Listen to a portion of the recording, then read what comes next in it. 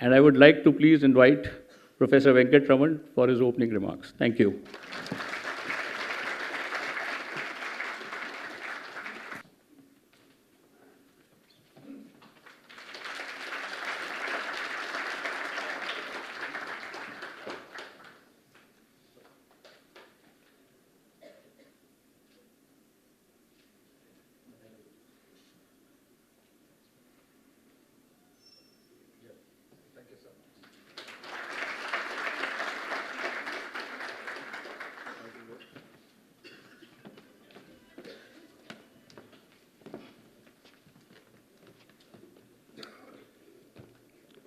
Good afternoon to all of you.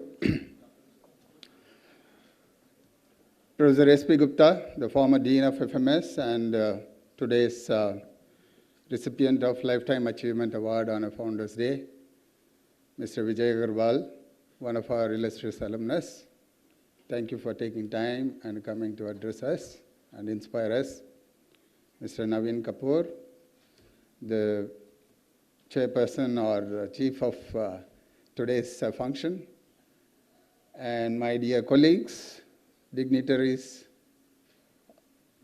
here, as well as dear students. As we celebrate the Founders Day, when I joined FMS in 1990, we never met the founder, Professor Das Gupta. But he passed on very valuable lessons to the second rung of people who almost became the pillars of FMS. Professor Abad Ahmed, Professor Anand, Professor Neelamegam, Professor Adhikari, so I can name many of them, including Professor S.P. Gupta. One of the most important lessons that we learned as youngsters in FMS was the core values of FMS. And the reason why I say this is Mr. Naveen Kapoor mentioned about the Business World Award that FMS had received this year on the most inclusive campus. Originally, the award was communicated to me as an award for the best business schools for a best ROI. I refused to accept it. I said that I don't want to be called as an ROI campus because this campus offers equitable access, ad nauseum I say this, equitable access to the most deserving students of this country, irrespective of the background that they come from. So if you don't include that as the criteria for the award, I will not accept it. Fortunately, they did change it and gave it to us. So this motto, this principle of inclusivity and diversity is something that had been passed on from Professor Das Gupta to the rest of our senior colleagues. Today's discussion that we are going to have as a panel fireside chat juxtaposes a very similar dilemma, and an apt one at that. You pass on a value that you have enshrined when you founded an organization. How do you really create a very similar passion for those founding values when the generations change over a period of time? It's not about the nature of work for future, but also the nature of workplace. I think the nature of work, all of us have already understood that it's going to be a hybrid work or work from home or a very, very virtual kind of a place. But is that what is going to make organizations as they are?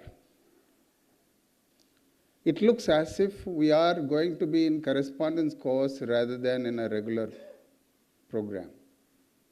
Where do you get the maximum nostalgia and maximum affinity, maximum emotional connect with the institution? So I stop there. I'm sure the experts will dwell on that. So the reason why I mention this is that Today we are at the crossroads to communicate a very similar values to the FMS faculty as well as to the students. One of the characteristics of FMS is its humility, social conscientiousness, because we are not privately funded institution, we are funded by taxpayers to a great extent. What do we give it back to the society? How do we contribute in whatever minuscule manner that we can contribute? And that's a challenge that all of us must answer to, either consciously or subconsciously. I am extremely delighted that FMS Forum, in the spirit of giving back, is also trying to give back to the academic and intellectual space in FMS. And I'm sure both Alumni Association as well as FMS Forum can make more contribution to FMS. Alumni is one of the strongest pillars for any institution. We live off you, you live off us, and there is a lot of mutual beneficence that we gain from one another.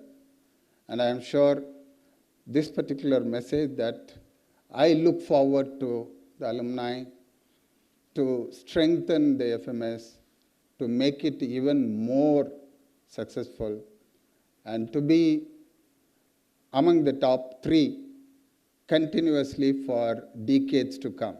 And this is my wish, and I am sure youngsters who are currently students as well as those who are about to be becoming alumnus of us, please pay to these kind of appeal from us. And thank you once again, and warm greetings from FMS to all of you.